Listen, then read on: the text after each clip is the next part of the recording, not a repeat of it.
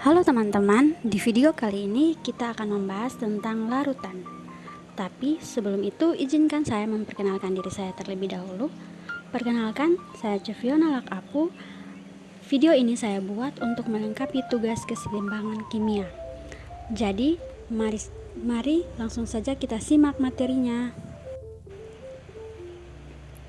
Dalam materi larutan kali ini kita akan membahas yang terbagi dalam 3 subpokok pembahasan, yaitu yang pertama kita akan membahas tentang jenis-jenis larutan yang dimana di dalamnya terdapat ideal dan non-ideal, larutan elektrolit dan non-elektrolit, larutan jenuh, tak jenuh, dan lewat jenuh.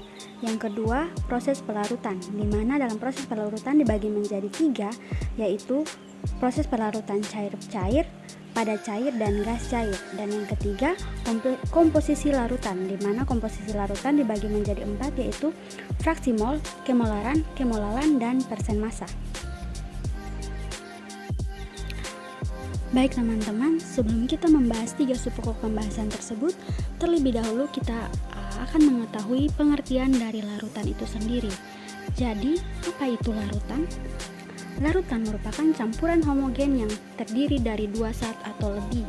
Di dalam larutan terdapat 2 zat, yaitu zat pelarut dan zat terlarut. Zat pelarut adalah zat yang memiliki jumlah lebih banyak, sedangkan zat terlarut adalah zat yang memiliki jumlah lebih sedikit dibandingkan dengan zat pelarut. Nah, itu adalah pengertian dari larutan. Jadi, larutan itu sendiri merupakan campuran homogen, artinya campuran yang tidak dapat dipisahkan.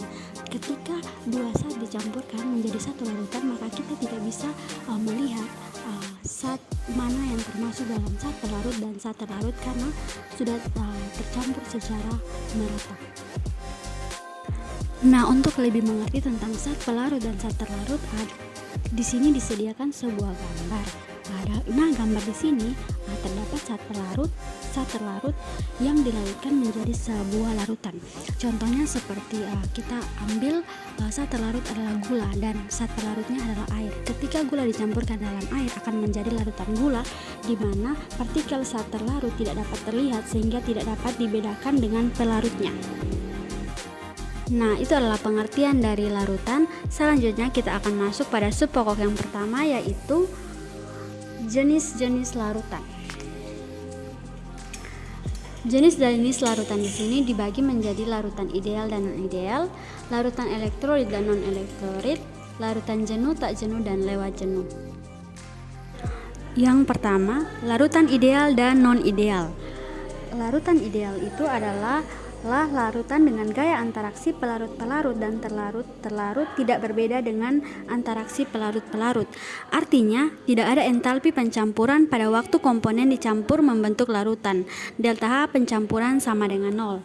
Sedangkan larutan non-ideal adalah larutan yang memperhitungkan semua antaraksi antar partikel yang terdapat dalam larutan. Jenis larutan yang kedua adalah larutan elektrolit dan larutan non-elektrolit. Larutan elektrolit adalah larutan yang zatnya dapat mengantarkan arus listrik ketika dilarutkan dalam air. Di dalam larutan elektrolit terbagi menjadi 2, yaitu elektrolit kuat dan elektrolit lemah. Larutan elektrolit termasuk dalam larutan yang dapat mengantarkan arus listrik karena dalam larutan terkandung ion-ion yang bergerak bebas sehingga dapat mengantarkan arus listrik. Makin banyak ion yang terdapat dalam larutan, maka makin kuat daya hantar listriknya, sehingga larutan elektrolit dibedakan menjadi 2, yaitu elektrolit kuat dan elektrolit lemah. Daya hantar listrik dari larutan elektrolit kuat lebih kuat dibandingkan dengan larutan elektrolit lemah. Sedangkan larutan non-elektrolit adalah larutan yang tidak dapat menghantarkan listrik karena zat-zat yang dilarutkan tidak menghasilkan ion atau tidak mengalami ionisasi sama sekali. Contoh dari larutan non-elektrolit adalah etil alkohol atau etanol dan larutan gula. Selanjutnya, untuk lebih memahami tentang larutan elektrolit dan larutan non-elektrolit akan disediakan beberapa informasi. Dapat dilihat bahwa larutan elektrolit dibagi menjadi dua, yaitu elektrolit kuat dan elektrolit lemah. Larutan elektrolit kuat contohnya yaitu Na plus Cl- dalam bentuk solid ditambah dengan H2O dalam bentuk liquid bereaksi menjadi Na plus dalam bentuk aqus ditambah dengan Cl- dalam bentuk aqus.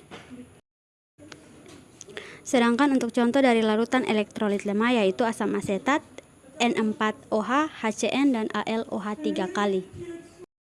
Selanjutnya untuk lebih memahami tentang larutan elektrolit kuat, larutan elektrolit lemah, dan larutan non-elektrolit akan disediakan contoh atau gambar yang akan dijadikan perbedaan antara larutan elektrolit kuat, larutan elektrolit lemah, dan larutan non-elektrolit.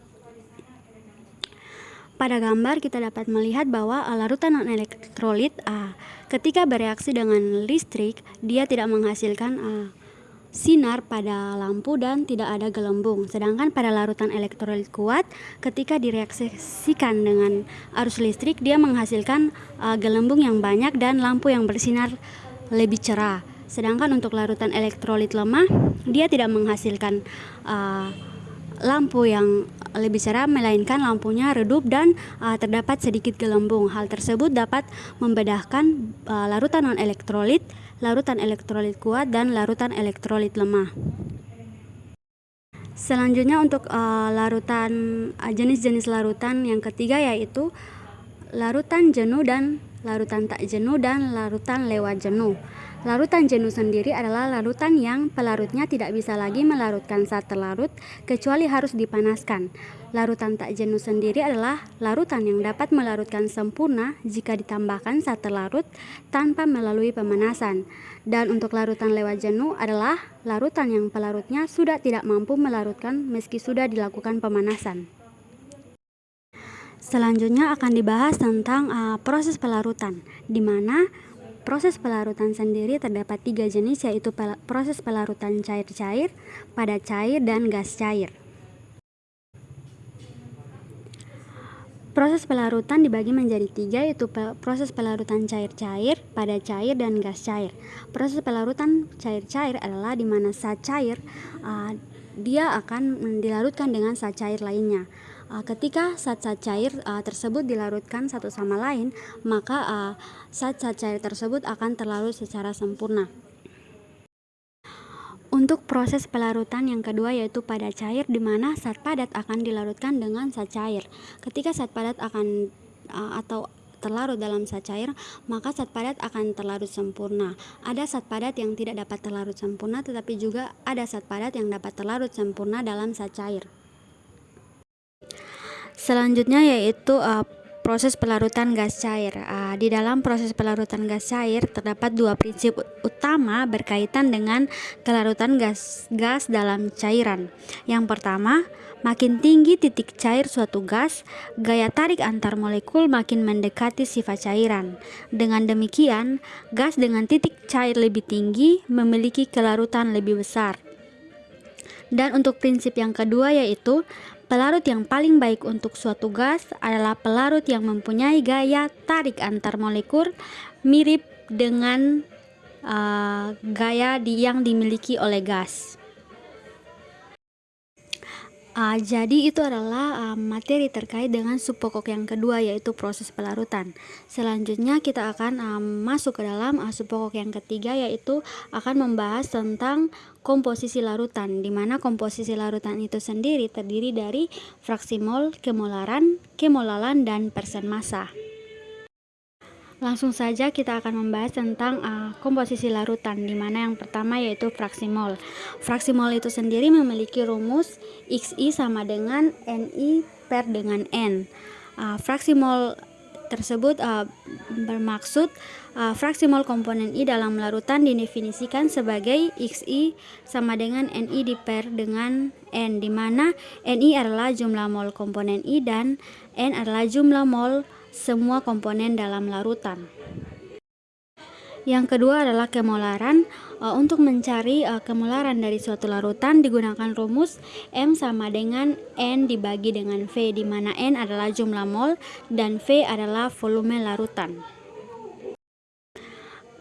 Selanjutnya yang ketiga adalah kemolalan, di mana untuk mencari kemolalan suatu larutan menggunakan rumus kemolalan suatu larutan atau suatu komponen B dinyatakan dengan MB sama dengan NB dibagi WA atau sama dengan NB dibagi dengan NA kali dengan MA, di mana NB adalah jumlah komponen B dan WA adalah jumlah atau massa dari komponen A. Dan yang terakhir yaitu persen massa, di mana untuk mencari persen massa dari suatu larutan digunakan rumus persen massa sama dengan massa terlarut dibagi dengan massa larutan dikali dengan 100%. Dengan berakhirnya materi tentang komposisi larutan, maka berakhir sudah penjelasan tentang larutan non-elektrolit. Sekian dan terima kasih. Semoga video ini dapat bermanfaat bagi kita semua.